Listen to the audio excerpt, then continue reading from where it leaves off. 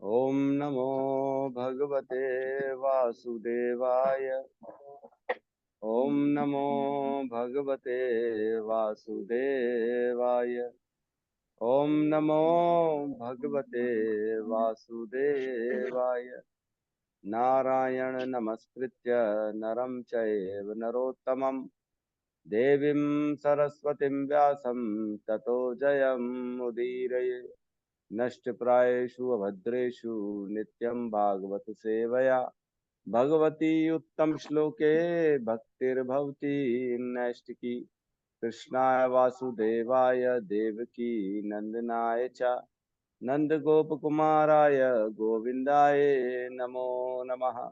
जय श्री कृष्ण चैतन्य प्रभु नित्यानंद श्री अद्वैत गदाधर श्रीवासादि गौर भक्त वृंद। हरे कृष्णा कृष्णा कृष्णा हरे हरे, हरे राम राम राम हरे हरे। हरे कृष्णा कृष्णा कृष्णा हरे हरे, हरे राम राम राम हरे हरे।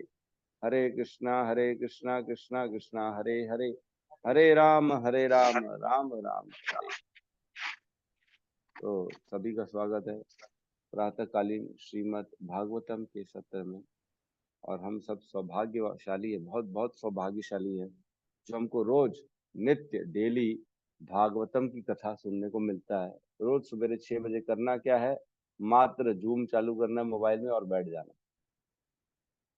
तो मैंने जैसे चर्चा करी कि 7 दिन की भागवत कथा कराते लोग, उसमें बहुत फल मिलता है। जो कराने वाला है उसको भी मिलता है, जो सुनने वाला है उसको भी मिलता है, जो बोलने वाला है उसको भी मिलता है। हम तो रोज कथा कर रहे हैं, ये भी तो श्रीमद् भागवतम की कथा ही है। मात्र 7 दिन की कथा सुनने से परीक्षित महाराज को जो है भगवत धाम की प्राप्ति हो गई थी। लेकिन उन्होंने निष्ठा से 7 दिन और 7 रात लगातार बिना खाए पिए उन्होंने कथा सुनी थी, श्रवण किया था। तो हम भी कम से कम 1 घंटा तो रोज सवेरे दे ही सकते हैं। मात्र 1 घंटा देने से अगर हमारे को भगवान की प्राप्ति हो रही है तो ये मेरे ख्याल से कोई बुरा सौदा नहीं है ना। बहुत सस्ता सौदा है भगवत प्राप्ति। मात्र 1 घंटे में रोज सुबह 6 से 7। ऐसा भी एक ऐड बना सकते हैं हम, श्री राम प्रभु एक छोटा सा रील में आराम से भगवत प्राप्ति मात्र 1 घंटे में। ठीक है। ठीक है, तो हम प्रवेश करते हैं आज के सत्र में। कल हमने श्लोक लिए, हमने कल श्लोक लिए थे 19 से, राइट? 19, 20, 21, 22, है ना? तो 19 में हमने पढ़ा भगवान का वामन अवतार, जो बटुक नाथ के नाम से जानते हैं, जिनको जो छोटे से है बौने, उनके बारे में बता रहे हैं। 15वें अवतार में श्री भगवान ने बौने ब्राह्मण का रूप धारण किया और वे महाराज बलि द्वारा आयोजित यज्ञ में पधारे। यद्यपि वे हृदय से तीनों लोगों का राज्य प्राप्त करना चाह रहे थे, किंतु उन्होंने मात्र 3 पग भूमि दान में मांगी। ठीक है, तो ये हम जानते हैं, इनकी कथा पूरी हमने कल परसों चर्चा कर दी। और 20वें श्लोक में भगवान परशुराम की बात चल रही है। परशुराम जी जो है, मैंने बताया था 21 बार सारे विश्व से, पूरे इस पृथ्वी से 21 बार क्षत्रियों का सर्वनाश कर दिया था उन्होंने। और उन्होंने उनके रक्त का पूरा एक सरोवर बना दिया था। परशुराम जी इतने फास्ट थे और इतने बलशाली थे। 16वें अवतार में श्री भगवान ने भृगुपति के रूप में क्षत्रियों का 21 बार संहार किया, क्योंकि वे ब्राह्मणों, बुद्धिमान वर्ग के विरुद्ध किए गए विद्रोह के कारण उनसे क्रुद्ध थे। तो वो हमने चर्चा करी थी, मैंने बताया था कार्तवीर्य अर्जुन, जिसको सहस्त्र बाहु भी करते हैं, 1000 बाहें थी उनकी, वो इनके पिता ऋषि जमदग्नि जमदग्नि को उसने मार दिया था। और उनकी जो गाय थी कामधेनु, उनको चुरा लिया था। तो इस बात से क्रुद्ध हो गए थे बहुत ज्यादा।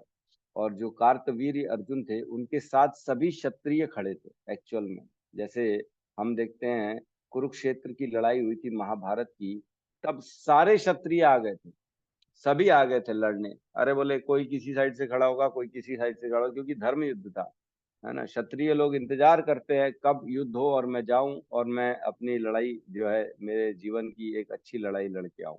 ये हर जो है ना क्षत्रिय का सपना होता है। ठीक है, तो यहाँ पे भी वही बता रहे हैं कि वो सारे क्षत्रिय आ गए थे उस समय कार्तवीर्य अर्जुन के साइड से, और सभी का वध कर दिया अकेले परशुराम जी ने, अकेले। सोचो, ऐसे थे परशुराम। फिर उसके बाद 21वें श्लोक में हम चर्चा करते हैं।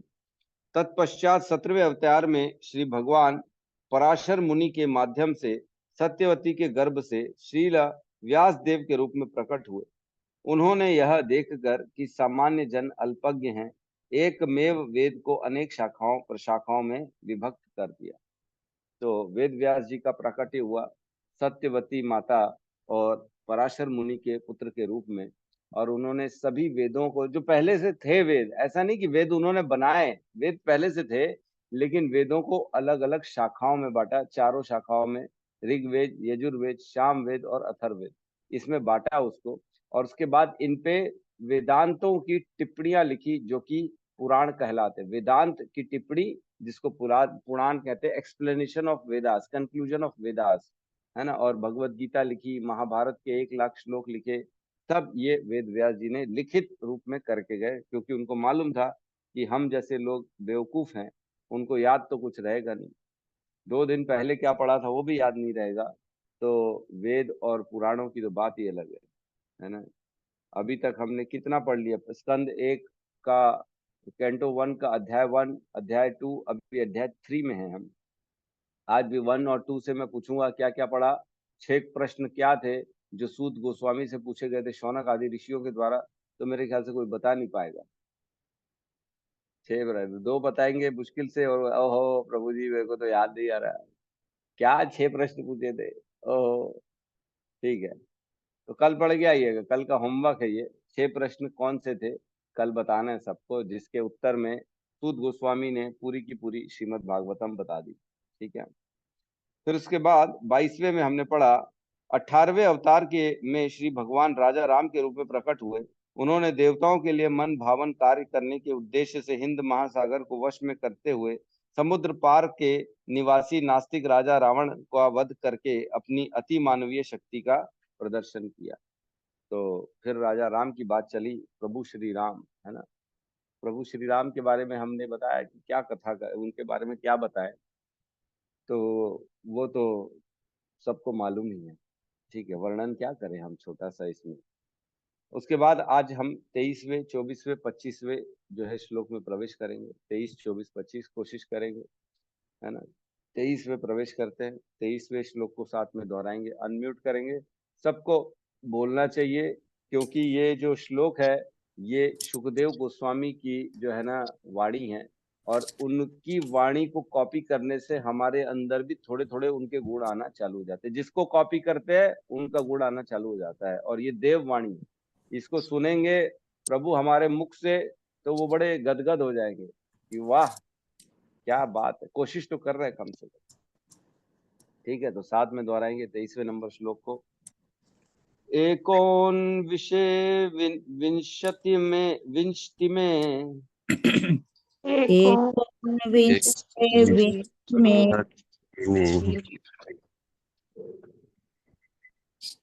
वृष्णीषु प्राप्य जन्मनि वृष्णीषु प्राप्य जन्मनि राम कृष्णाविति भावो राम कृष्णाविति भुवो भगवान अहरत भरम भगवान हरत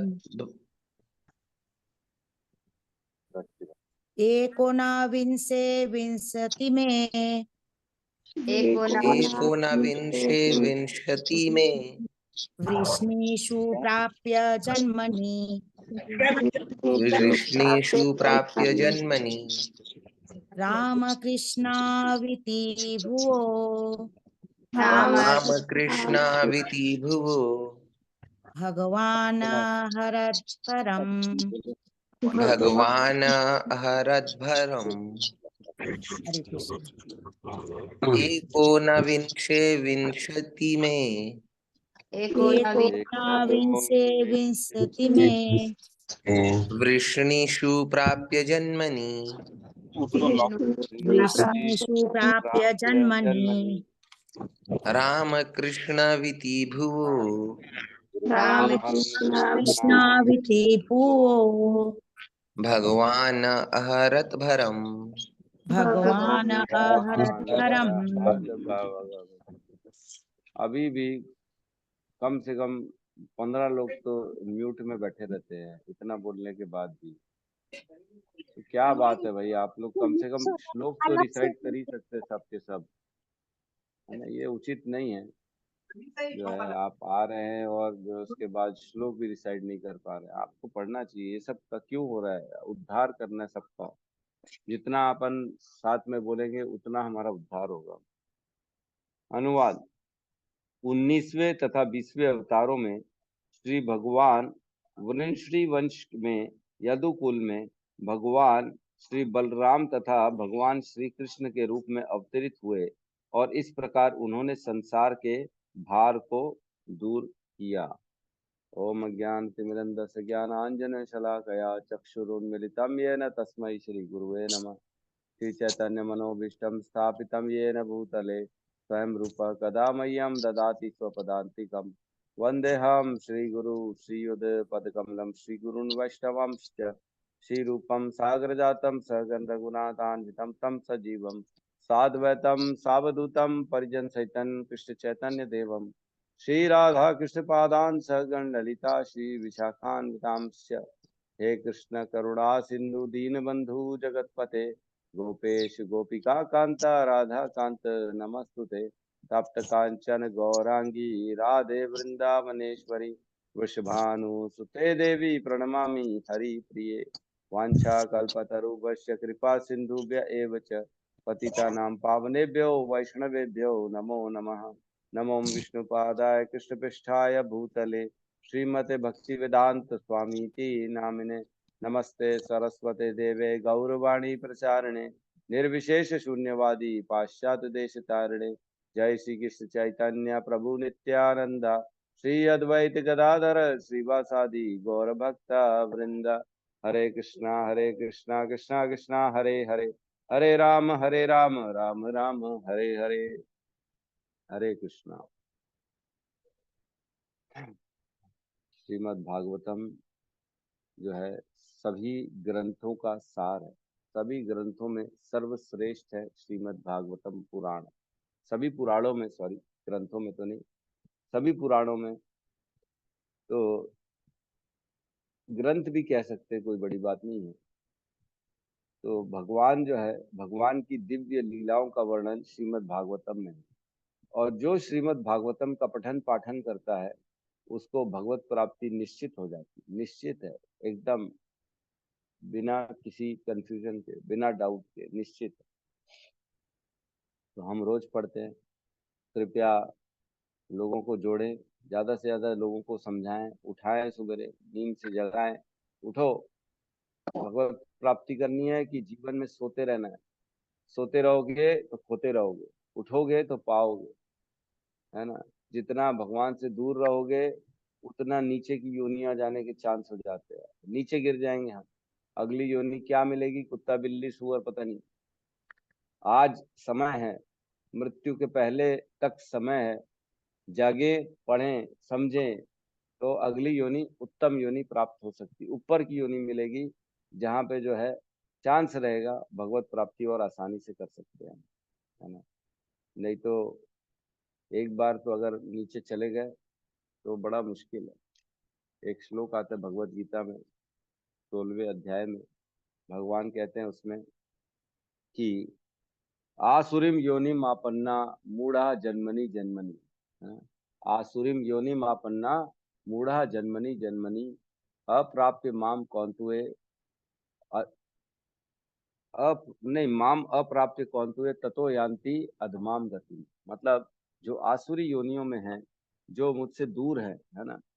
आसुरीम योनि मापन्ना मूढ़ा जन्मनि जन्मनि। ऐसे बेवकूफ व्यक्ति जो है, जो आसुरी टाइप के, जिनके जो है गुण हैं, जो खाली खाने, आहार, निद्रा, भय, मैथुन, इसी में व्यस्त है और कुछ नहीं चाहिए इनको। बस बोले जो मन चाहे वो करो, जिसमें मजा आए वो करो, खाओ पियो ऐश करो, ये जो फिलॉसफी वाले लोग हैं इनको आसुरी कहते हैं, जो भगवान को नहीं मानते हैं। और ऐसे योनि के जो ऐसे लोगों का जो प्रवृत्ति वाले लोग होते हैं, इनको भगवान कहते हैं जन्म जन्म तक मैं उनको आसुरी योनि में डालता रहता, आसुरी बने रहेंगे वो अनेक जन्मों तक। और माम अप्राप्य कौन तू है, मेरे को तो कभी प्राप्ति नहीं कर पाए।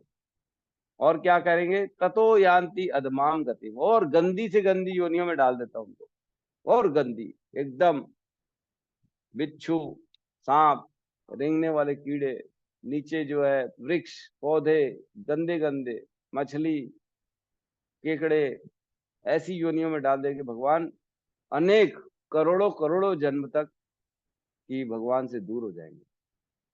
तो ऐसा हमने भगवत गीता में पढ़ा है, और ज्ञान तो आ गया भगवत गीता से, लेकिन रति अभी तक उत्पन्न नहीं हो पाई। ज्ञान आ गया कि प्रभु श्री कृष्ण है, भगवान श्री कृष्ण है, उनके चरणों में ही हमारे को पूरा जीवन समर्पित करना है, हर कार्य में उनका स्मरण करना है, दिन रात उनका स्मरण करना है, और अपना जीवन के सारे कार्यों को उनको समर्पित करते हुए करना है। लेकिन वो रति, वो प्रेम उत्पन्न नहीं हो पा रहा, मन है कि मानता नहीं। तो मन को मनाने के लिए ही हम भगवत गीता भागवतम का श्रवण करते हैं, है ना। स वै पुंसाम परो धर्म, है ना। परो धर्म क्या है, यतोर भक्ति अधोक्षजे, भक्ति करनी भगवान, अधोक्षज की भक्ति करनी। और आगे क्या करें उसमें, धर्म स्वनिष्ठितो पुंसाम विश्वक्सुन कथा सूया, न उत्पातेत यति रदिम श्रम एव ही केवलम। अगर हमारे कार्यों से भगवान में, कृष्ण में अगर रति उत्पन्न नहीं हो पा रही है, तो वो कार्य सारे के सारे वेस्ट है, वेस्टेज ऑफ एफर्ट्स। मेहनत तो कर ली, लेकिन रिजल्ट जीरो का जीरो है ना। पानी को मथने से कुछ मिलेगा क्या, कुछ नहीं मिलेगा, चाहे 6 दिन क्यों ना मत लो। दूध को मथने से कुछ मिलेगा क्या, कुछ नहीं मिलेगा, चाहे 15 दिन क्यों ना मत लो, कुछ नहीं निकलने वाला दूध से। लेकिन मथना ऐसी चीज को है जिससे कुछ निकल सके, है ना। दही को, है ना, दही पानी मिक्स करके मथेंगे तो फिर भी मक्खन निकल जाएगा, है? कुछ ना कुछ तो निकलेगा। तो गलत जगह मथने से कुछ नहीं होगा, सही जगह मथना चाहिए। तो बुद्धि लगा के हमको सही जगह अपने समय को निवेश करना चाहिए। यहाँ कह रहे हैं भगवान जो है 19वें और 20वें अवतार की बात चल रही है, जो कृष्ण और बलराम के रूप में अवतरित हुए और इस संसार के भार को दूर किया। कौन से भार को दूर किया, अधर्म, जो अधर्म चल रहा था, जो है हम जानते हैं, जो दुर्योधन था अधर्मी, जो है अपने भाइयों के साथ गलत किया, द्रौपदी के साथ गलत किया, और भी सबके साथ गलत किया, वो किसी के सामने झुकता ही नहीं था। और क्या बोलता था, मेरे ऊपर कोई नहीं रहना चाहिए, मेरे सर के ऊपर बिल्कुल पसंद नहीं है कोई भी।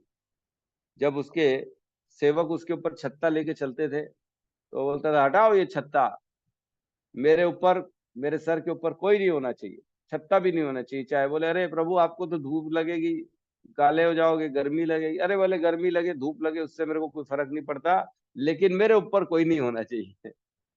ये थी उसका कैरेक्टरिस्टिक है, ये था। तो ऐसा दुर्योधन उसका, और उसके जो संगी साथी थे, जो अधर्म था, उसका नाश करने के लिए भगवान है। और इसी को, इसको तभी धर्म युद्ध कहा जाता है। महाभारत के जो युद्ध हुआ उसको धर्म युद्ध कहते हैं, और इसलिए सारे क्षत्रिय उसमें एंट्री लिए थे। अनेक अनेक क्षत्रिय ने एंट्री ली थी, अनेक राजाओं ने एंट्री ली थी, कभी किसी की तरफ से, कभी किसी की तरफ से। तात्पर्य में प्रवेश करते, तात्पर्य शील प्रभुपाद की जय। इस श्लोक में भगवान शब्द का विशिष्ट उल्लेख यह संकेत है कि श्री बलराम तथा श्री कृष्ण श्री भगवान के आदि रूप है। इसकी अधिक व्याख्या आगे की जाएगी। जैसा कि हम इस अध्याय के प्रारंभ में देख चुके हैं, भगवान श्री कृष्ण पुरुष से आए हुए अवतार नहीं है, वे साक्षात परमेश्वर है, और श्री बलराम श्री भगवान के प्रथम पूर्णांश है। श्री बलदेव से आगे पूर्णांशों की श्रृंखला इस प्रकार विस्तार होती है, वासुदेव, शंकरषण, अनिरुद्ध तथा प्रद्युम्न। भगवान श्री कृष्ण वासुदेव हैं और श्री बलदेव शंकरषण है ना। तो यहाँ कह रहे हैं अवतारों की बात चल रही है, तो अवतारों में भी श्री भगवान और बलराम का नाम ले लिया गया है। तो क्या श्री कृष्ण जो है वो अवतार है, क्या है वो, अवतार है क्या? तो हमको प्रश्न करना चाहिए कि अवतारों की श्रृंखला में कृष्ण का नाम आ गया है, तो कृष्ण अवतार है कि अवतारी है ना? हमने तो ये सुना है कृष्ण जो है उनसे सारे अवतार उद्भूत होते हैं, उनसे ही निकलते हैं, लेकिन कृष्ण स्वयं तो सबके स्वामी हैं और वो मूल है। हमने चर्चा करी थी, जैसे एक दिए से 100 दिए चल जाते हैं। हाँ, तो एक दिए से 100 दिए इकट्ठे जल सकते हैं, लेकिन मूल तो जो बताया जाएगा भैया, एक दिया वो वाला था, उससे सारे दिए जले, लेकिन प्रकाश से में सब में शक्ति समान है, लेकिन मूल जो दिया था वो तो वही। तो ये कथन कह के सूत गोस्वामी जो है ना थोड़ा सा विचलित हो गए, ये वाला श्लोक बोल के 23वें नंबर। बोले अरे मैंने ये क्या बोल दिया, कृष्ण और बलराम को अवतारों की श्रृंखला में डाल दिया, जबकि कृष्ण और बलराम तो मूल है। सबसे पहले कृष्ण, उनका एक्सपांशन सबसे पहला होता है बलराम जी के रूप में, और वहां से सारे एक्सपांशन होना चालू होते हैं। फिर वासुदेव, संकर्षण, प्रद्युम्न और जो है अनिरुद्ध प्रद्युम्न, ऐसे पहला पहला चतुर्व्यूह एक्सपांशन होता है। फिर वासुदेव से फिर से एक बार चतुर्व्यूह एक्सपांशन होता है, इनसे नारायण होते हैं, फिर नारायण से फिर से 4 होते हैं, वासुदेव, संकर्षण, प्रद्युम्न, अनिरुद्ध।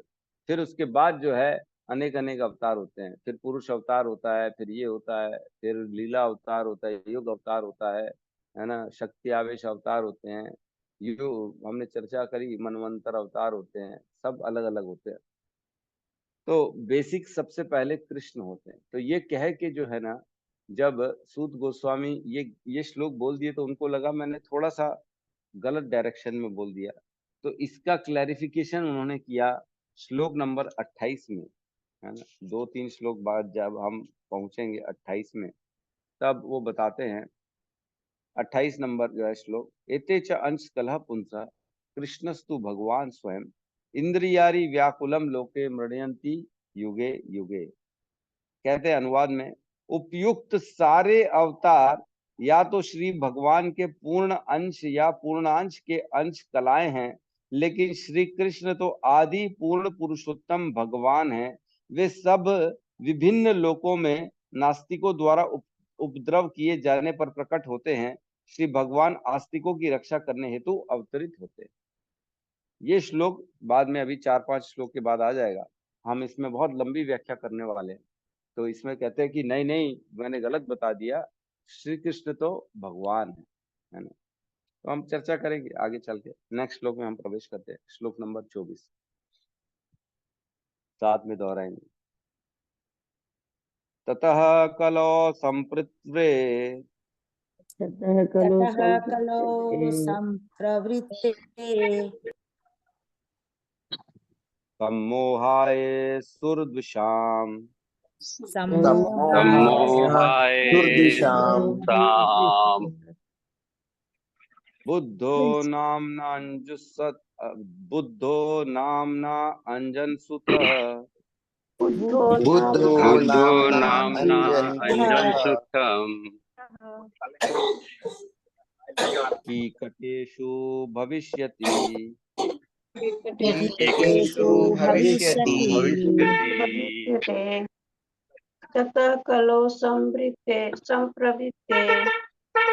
ततः कलौ ततः कलौ संप्रवृत्ते संप्रवृत्ते सम्मोहाय सुरद्विषाम् सम्मोहाय सम्मोहाय सुरद्विषाम् सुरद्विषाम् बुद्धो नाम अंजनसुतः बुद्धो नाम्ना नाम्ना अंजनसुतः अंजनसुतः कीटकेषु भविष्यति कीटकेषु भविष्यति ततः कलौ संप्रवृत्ते ततः कलौ संप्रवृत्ते मोहाय दुर्दिशाम् सम्मोहाय सम्मोहाय सुरद्विषाम् सुरद्विषाम् बुद्धो नाम्नाम् अंजनसुतः बुद्धो नाम्ना नाम्ना अंजनसुतः अंजनसुतः कीटकेषु भविष्यति कीटकेषु भविष्यति। भविष्यति। अनुवाद। तब श्री भगवान कलयुग के प्रारंभ में गया प्रांत में अंजना के पुत्र बुद्ध के रूप में उन मनुष्यों को मोहित करने हेतु प्रकट होंगे जो श्रद्धालु आस्तिकों से ईर्ष्या करते हैं। हाँ, तो ये श्लोक अगर पढ़ेंगे ना तो ऐसा लगेगा कि करेंगे, ये होगा, है ना। तो जब श्लोक बोला गया था 5000 साल पहले, तब भगवान बुद्ध का जो है अवतरण नहीं हुआ था, लेकिन जब तात्पर्य पढ़ेंगे तो ये पास्ट टेंस के रूप में बताएंगे श्रील प्रभुपाद कि ये हो चुका है, क्योंकि तात्पर्य जब लिख रहे थे तब उसके पहले बुद्ध जी का प्राकट्य हो चुका था। तो हमारे जो देखो शास्त्र हैं उनमें भविष्य का भी लिखा हुआ है, इसी श्लोक में बुद्ध जी के बारे में लिखा है, और जो कि हम जानते हैं कि बुद्ध जी आए थे। तो मतलब शास्त्र ने जो कहा था 5000 साल पहले वो यथावत एज इट इज हुआ था, क्योंकि हम आज के जो जब पढ़ रहे हैं तो हमारे पहले बुद्ध जी आके सब ये कार्य करके गए थे। तो शास्त्रों में कभी भी हमको संदेह नहीं रखना चाहिए, इससे ये प्रूफ भी हो जाता है। अगर हमको ऐसा लगता है किसी को प्रूफ करना भी है तो उसको ये श्लोक बता दो, उसमें लिख रहा है क्लियर कट भविष्यति, लास्ट वर्ड है भविष्यति, भविष्य में यह होगा। कौन होगा? अंजनी सुत के रूप में एक व्यक्ति जो है वो उत्पन्न होंगे, जो कि बुद्धो नामना अंजन सुतः, जिसका नाम बुद्ध होगा, जो अंजनी के सुत होंगे, जो पुत्र होंगे, और वो अनेक ऐसे कार्य करेंगे। और कहाँ होंगे? की कटेशु, जगह भी बता दी कि कहाँ पे आएंगे। तो कितना सटीक है हमारा पुराण। अपौरुषेय बोला जाता है हमारे पुराणों को, हमारे शास्त्रों को। अपौरुषेय मीन्स ऐसा वचन जो कभी कटे ना, अपौरुषेय। जो वो शास्त्र कहते हैं यथावत यही होता, वही होगा। तो इसमें कह रहे हैं श्लोक में ततः कलो संप्रवृत्ते, फिर उसके बाद जो है कलयुग में संप्रवृत्ते अनुघटित होगा भविष्य की बात चल रही, वो होगा। तब मोहाय दुर्द्विषाम, जो है आस्तिक लोग जो होते हैं जो मोहित हो जाएंगे, और जो द्विषताम ईर्ष्यालु से जो मोहित हो जाएंगे, जो भगवान को नहीं मानेंगे, उन लोगों के लिए को क्या होगा? बुद्धो नामना अंजुन सुतः, बुद्ध नाम का भगवान बुद्ध उत्पन्न होंगे अंजना के पुत्र के रूप में। और कीकटेशु भविष्यति, बिहार के प्रांत में जो कीकट प्रदेश है वहां पे, गया जिसको गया कहते हैं ना आज के डेट में, गया बिहार में भविष्य में ये होगा। तो यहाँ पे आप लोगों को ना एक डाउट हो सकता है कि प्रभु भगवान का तो अवतार है बुद्ध, लेकिन हम लोग बुद्ध के ज्ञान को क्यों नहीं फॉलो करते थे? बुद्ध जी ने बहुत ज्ञान दिया था, उन्होंने वेदों को सरासर नकार दिया था कि नहीं, हमको वेद फॉलो नहीं कर रहे हैं, है ना। और उन्होंने कहा था, खाली अहिंसा का पाठ पढ़ाया था, अहिंसा अहिंसा परमो धर्म, है ना। बुद्ध जी का यही फॉर्मूला था, अहिंसा परमो धर्म। और जो है बुद्धम शरणम गच्छामि, इस तरह की जो है ना उनका उन्होंने कथाएं, इस तरह की शिक्षाएं दी थी। तो बुद्ध की शिक्षाओं को हम लोग क्यों नहीं फॉलो करते हैं? क्योंकि उस समय देखो दो चीज होती है ना, मैं पढ़ के मैं सुनाता हूँ आपको। दो चीजें होती हैं, एक होता है जो है हाँ तात्कालिक और सर्वकालिक, है ना। एक होती है तात्कालिक और एक होती है सर्वकालिक। तो ये जो बुद्ध जी की शिक्षाएं थी, ये सारी की सारी तात्कालिक थी। तात्कालिक मीन्स उस समय के अनुसार वो जरूरी थी, इसलिए उसको तात्कालिक बोलेंगे। एक पर्टिकुलर समय में कुछ चीज जरूरी होती है करना, वो उस समय के लिए निश्चित रहती, बाकी हर समय वो करना जरूरी नहीं है। और एक होती है सर्वकालिक, जो हर समय किया जा सकता है। तो बुद्ध की जो शिक्षाएं हैं वो तात्कालिक थी, सर्वकालिक नहीं थी। तात्कालिक क्यों थी? क्योंकि उस समय क्या हो रहा था, लोग यज्ञ और वेदों का बहाना लेके पशु वध कर रहे थे, बहुत ज्यादा पशु वध कर रहे थे।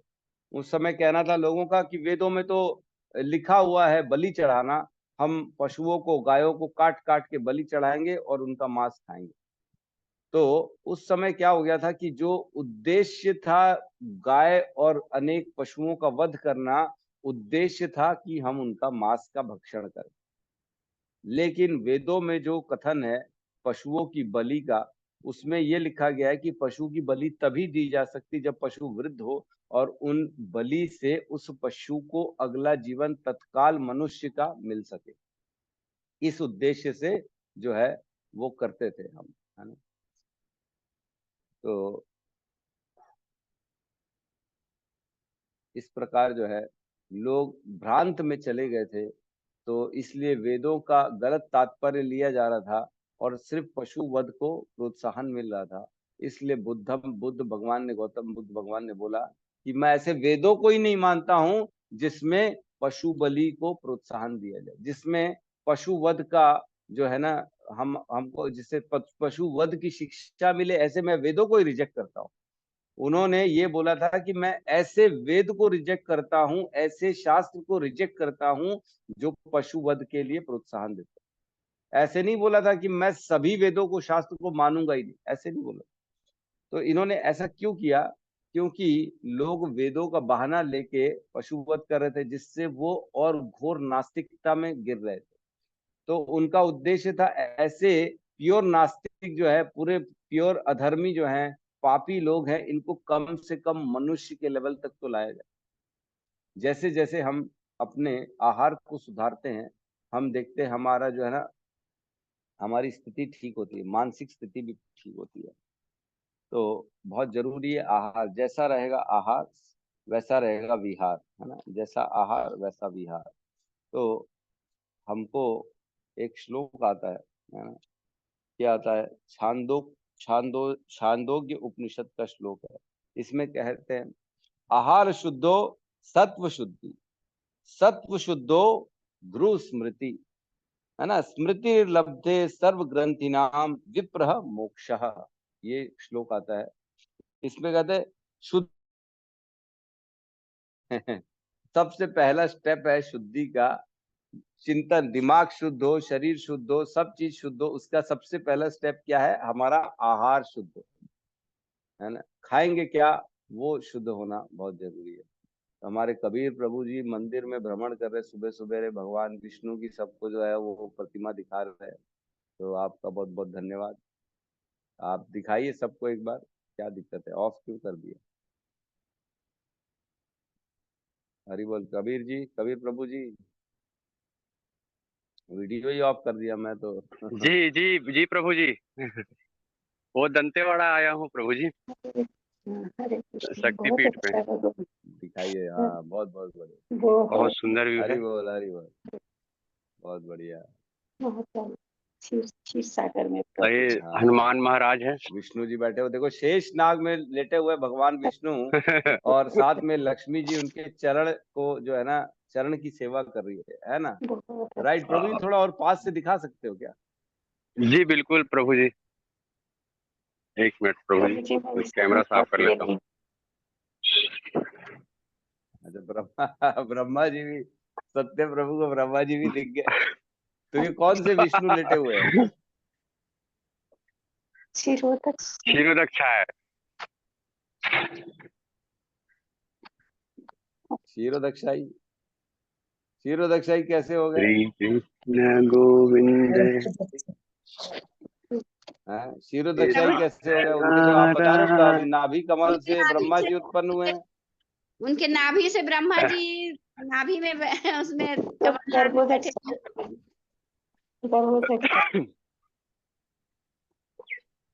तो जब नाभि से ब्रह्मा जी उत्पन्न हुए तो कौन से विष्णु हो गए ये? गर्भोदक्षाई। प्रभु जी, हाँ, गर्भोदक्षाई विष्णु हो गए, एकदम सही।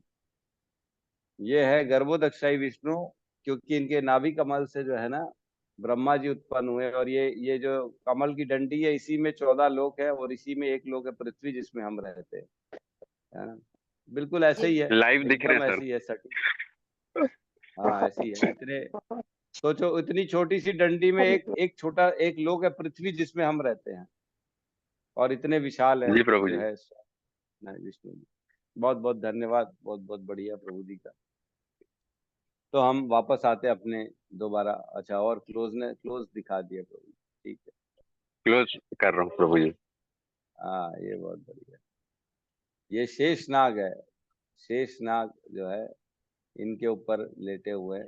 और शेष नाग जो है ना अनंत काल से जो है भगवान का गुणगान कर रहे हैं, जो आज तक बंद नहीं हुआ है, करते ही जा रहे, करते ही जा रहे, करते ही जा रहे। तो बहुत सुंदर। हरे हरि कृष्ण बोल प्रभु बोल। जी। हरे कृष्णा। चलो ठीक है, बहुत बहुत धन्यवाद। तो हम बुद्ध जी में, गौतम बुद्ध में थे। बुद्ध जी की शिक्षाएं जो थी वो अहिंसा परमो धर्म, है ना, अहिंसा परमो धर्म। तो इसके तात्पर्य बहुत लंबा है, तो तात्पर्य आप सब पढ़ेंगे, लेकिन मैं तात्पर्य का क्रक्स आपको बता दे रहा हूँ कि क्या कहा गया है। तात्पर्य की कुछ कुछ लाइनें जो है वो इम्पोर्टेंट है। मैं पहला पढ़ ले रहा हूँ तात्पर्य में। शील प्रभुपाद की जय। श्री भगवान के शक्तिशाली अवतार बुद्ध गया बिहार प्रांत में अंजना के पुत्र रूप में प्रकट हुए और उन्होंने अहिंसा की अपनी स्वयं की विचारधारा का उपदेश किया और वेदों द्वारा अनुमोदित पशु बलि तक की भर्त्सना की। जिस समय भगवान बुद्ध प्रकट हुए तब जन सामान्य नास्तिक था और पशु मांस को सर्वोपरि स्थान देने लगा था। वैदिक यज्ञ के बहाने प्रायः प्रत्येक स्थान पशुवध केंद्रों में बदल गया था और बिना किसी प्रतिबंध के पशुवध किया जा रहा था। मतलब उस समय इतना पशुवध बढ़ गया था, हर जगह पशुवध, बुचर खाना एकदम यही बन गया था, है ना। जहां तहां देखो लोग मार रहे हैं, खाली जो है ना एक काली का फोटो लगा दिए, माता काली का, और वहां पे फिर पशुवध चालू हो गया। अरे बोले हम तो यहाँ माता काली को जो है ना बलि चढ़ा रहे और मांस बेच रहे। अरे ये तो धंधा बना लिया तुम पशुवध का। तो उसके बाद कह रहे हैं, भगवान बुद्ध ने दीन पशुओं पर दया करके अहिंसा का उपदेश दिया। उन्होंने कहा कि वे वैदिक नियमों में विश्वास नहीं करते। उन्होंने पशुवध के कारण होने वाले मनोवैज्ञानिक दुष्प्रभावों पर बल दिया। तो उन्होंने ज्ञान दिया कि क्यों जरूरी है हमको प्योर वेजिटेरियन होना, क्यों जरूरी है कि पशुवध ना किया जाए। पशुओं में भी भगवान रहते परमात्मा के रूप में। तो उन्होंने ऐसे लोगों को बताया कि भाई तुम वेदों को ही मत मानो, अगर वेद में कहता है पशु वध करना, ठीक है, अगर वेद ये शिक्षा देते हैं कि पशुवध करो तो ऐसे वेदों को भी रिजेक्ट कर दो, है ना। तो ऐसे वेदों के लिए हमारी भगवत गीता में भी कहा गया है। भगवत गीता दूसरे अध्याय में कहा गया है, वहां पे भगवान कृष्ण कहते हैं अर्जुन को, त्रैगुण्य विषया वेदा निस्त्रैगुण्य भवार्जुन निर्द्वंदो नित्य सत्वस्थो निर्योगक्षेम आत्मवान। हे अर्जुन, त्रैगुण्य विषया वेदा, वेदों में क्या है, सिर्फ तीनों गुणों का चर्चा हुआ है, सतोगुण रजोगुण और तमोगुण, और कुछ नहीं है वेद में। बोले त्रैगुण्य विषया वेदा निस्त्रैगुण्य भवार्जुन, हे अर्जुन इन गुणों से ऊपर उठो, छोड़ दो वेदों को, ऊपर उठो, वेद में रहोगे, वेद को समझने की कोशिश करोगे तो तीनों गुण में फंसे रहोगे, क्योंकि वेदों में यही वर्णन है ना। और क्या कह रहे हैं, निर्द्वंदो नित्य सत्वस्थो, क्या करो, इस द्वंद से बाहर आओ और नित्य सत्व स्थो, मतलब अपने सत्व में स्थित हो जाओ, आत्म सत्व, अपने आत्म साक्षात्कार, जो भगवान का सच्चिदानंद वाला सत्य, उसमें स्थित हो जाओ, नित्य सत्व स्थो, उसमें स्थित हो। और निर्योगक्षेम आत्मवान, डरो मत किसी चीज से, अपने आत्म परायण बनो और आत्म साक्षात्कार के लिए आगे बढ़ो। इन सब चीजों में फंसो मत, इसमें जाओगे तो फंस जाओगे। और एक और श्लोक आता है जिसमें बताया गया है 2.42 और 43, उसमें बताया गया है कि कैसे अलंकारमयी जो है, हमने पढ़ा था भाषाएं हैं इसकी, जो है क्या बोलते हैं, वेदों की, उन वेदों की अलंकारमयी भाषाओं में फंसो मत, है ना। 2.42-43 यहाँ कहते हैं, अल्प ज्ञानी मनुष्य वेदों के उन अलंकारिक शब्दों के प्रति अत्यधिक आसक्त रहते हैं जो स्वर्ग की प्राप्ति, अच्छे जन्म, शक्ति इत्यादि के लिए विविध सकाम कर्म करने की संस्तुति करते हैं। इंद्रिय तृप्ति तथा ऐश्वर्यमय जीवन की अभिलाषा के कारण वे कहते हैं कि इससे बढ़कर और कुछ नहीं है।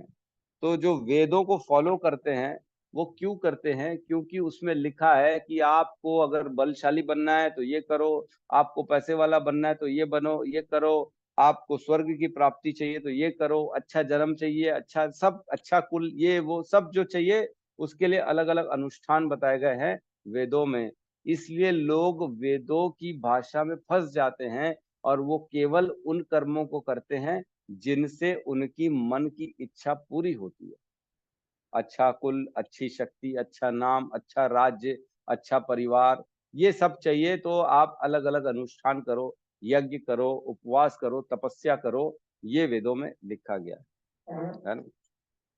इसलिए लोग ऐसा ऐश्वर्यमय जीवन की अभिलाषा के कारण वे कहते हैं इससे बढ़कर कुछ नहीं, लेकिन वेदों में फंसना नहीं है। फिर भगवान ने बताया ना, 2.45 में बताया भगवान ने, त्रैगुण्य विषया वेदा, इससे ऊपर उठो। क्या कहते हैं?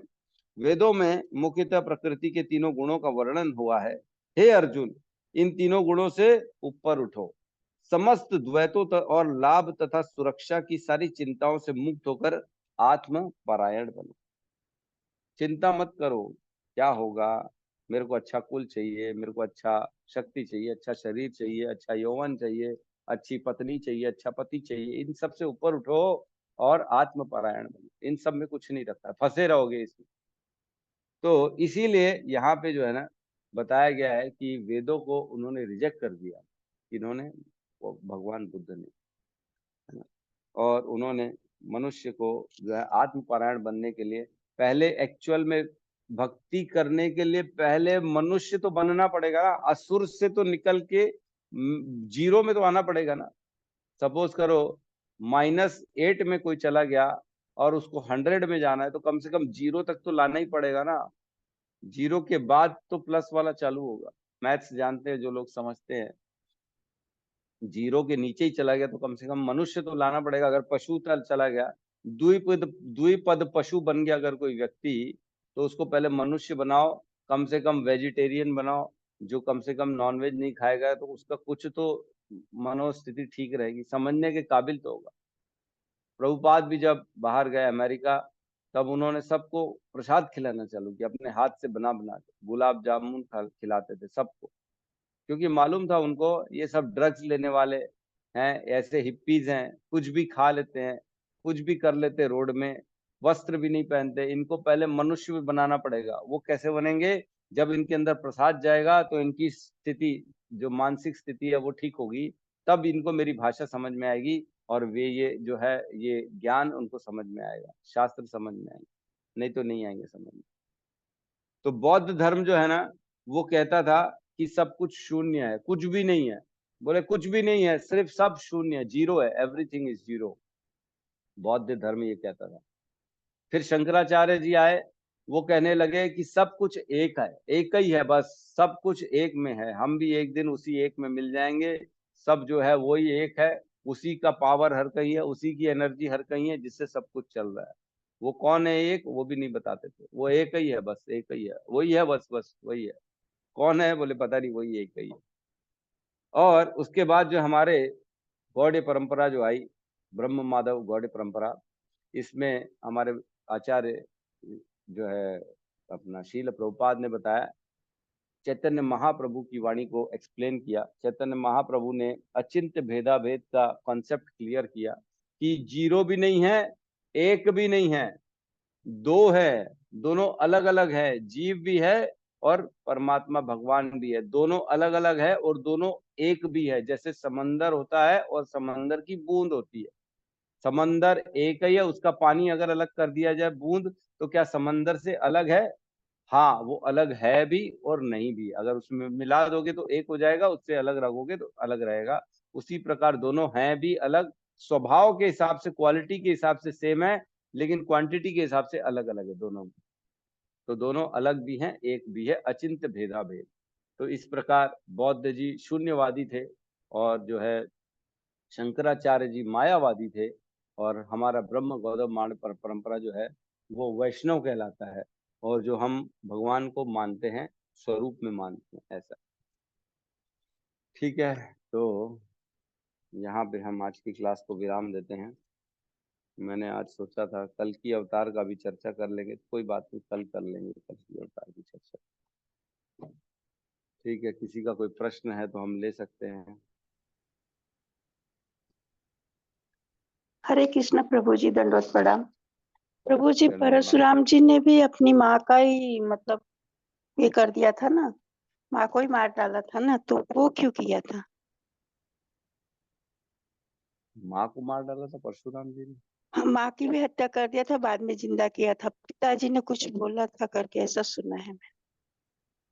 तो पिताजी नहीं, का मैंने किसी ऐसा बच्चों नहीं, ने ऑर्डर नहीं माना, तो इन्होंने कर दिया, मतलब ऐसा। मेरे को ये कथा नहीं मालूम है माता जी। मैं इसमें जी, कोई कमेंट नहीं कर सकता क्योंकि हरे जानकारी कृष्ण, नहीं है। हरे कृष्ण। हरे कृष्ण। यस सत्यम प्रभु कहिए। हरे कृष्ण नंदन धन्यवाद। प्रभु हाँ, जी कल एक होमवर्क दिया था SB 1.9.6 वाला, जिसमें सारे ऋषियों के बारे में चर्चा हुई थी। कल दिया था मैंने तो होमवर्क। जी प्रभु जी, मतलब ग्रुप में किसी को प्रभु जी डाले थे 1.9.5। 6 1.9.6, जिसमें हम्म पर्वत मुनि, नारद मुनि, धौम में वज्रायण, इन सब के बारे में चर्चा हुई। हम्म तो नहीं, प्रभु जी मैंने तो इसमें होमवर्क नहीं दिया था। अच्छा, तो इसमें डाला हुआ था मिलेगा होमवर्क। नहीं, मैंने तो होमवर्क नहीं दिया ये।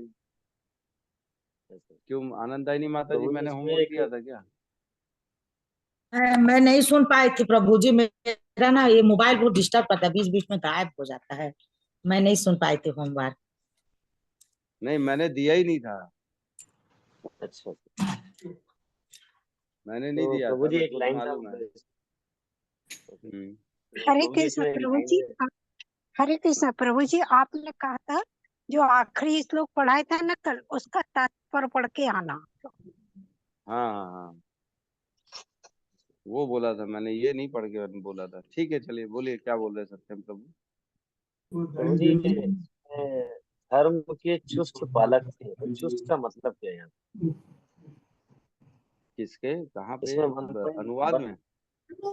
प्रभु जी ये तात्पर्य में एक त्रित मुनि है, त्रित मुनि, वशिष्ठ के बाद त्रित मुनि है। धौम्य, बादरायण, बृहद, परशुराम, वशिष्ठ के बाद इंद्र प्रदम, त्रित हाँ, मुनि। हाँ, उसके त्रित बाद है, हाँ। इसमें हाँ, बताया गया प्रजापति गौतम के 3 पुत्रों में से एक थे। इसके बाद दूसरी लाइन छोड़ के धर्म के चुस्त पालक थे, ऐसा लिखा हुआ तो धर्म के नियमों की कड़ाई से पालन करते थे, ऐसा नहीं लिखा। मेरे जो अनुवाद में लिखा है कि ये सभी है। भाई महान ऋषि थे और धर्म के नियमों का कड़ाई से पालन करते थे, ऐसा लिखा है। वो आपके पास तो भागवतम जो है दूसरी है, जिसमें चुस्त लिखा है। यहाँ पे लिखा है कि कड़ाई से नियमों का पालन करते थे। मतलब चुस्त भी अपन ऐसे कहते हैं, बड़ा चुस्त है, बड़ा फुर्तीला है, ये वही है कि बड़े फास्ट उसको एक्सेप्ट करते थे और फास्ट उसको फॉलो भी करते थे। कड़ाई से पालन करना यहाँ लिखा हुआ है मेरे पास। ठीक है, ठीक, ठीक है प्रभु। ठीक ठीक। ठीक है, तो बहुत बहुत धन्यवाद सभी का जो भागवतम की कक्षा में आ भी रहे हैं और पढ़ भी रहे हैं, नोट्स भी बना रहे हैं। हरे कृष्ण इसी प्रभु जी। प्रकार, हरे कृष्ण। प्रभु जी, अभी आपने आखिरी में समझाया कि शंकराचार्य कौन थे, तो आपने क्या बताया, शंकराचार्य कौन थे प्रभु जी? मायावादी, मायावादी। और उसके पहले आपने बताया?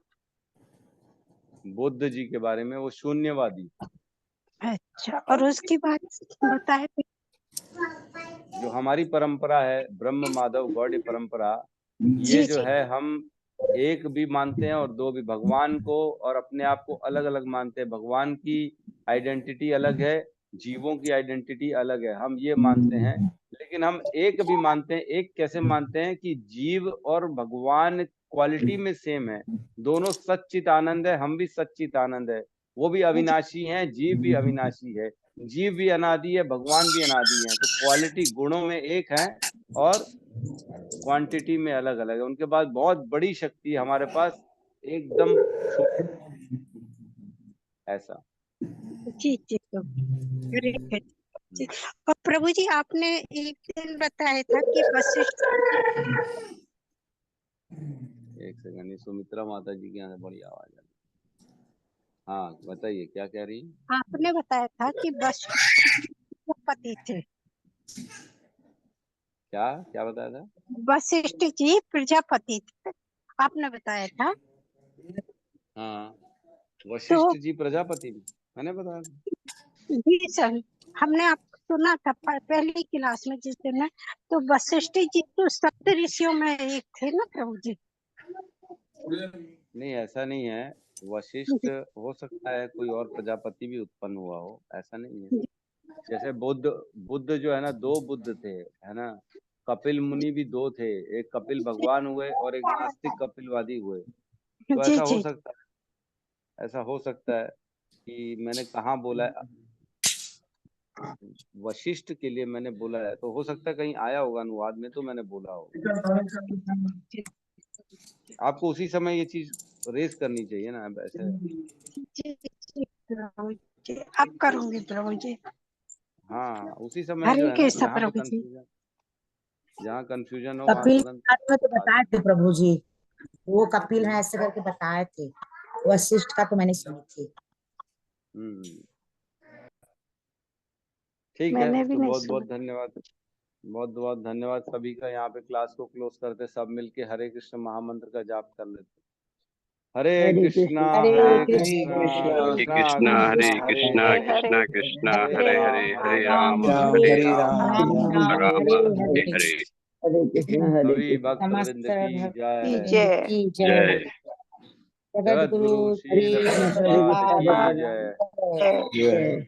साई गौर गौर गौर प्रेमानंदे प्रेमानंदे हरि हरि हरि हरि बोल। हरि बोल। हरि हरि हरि बोल। हरि बोल। हरि बोल।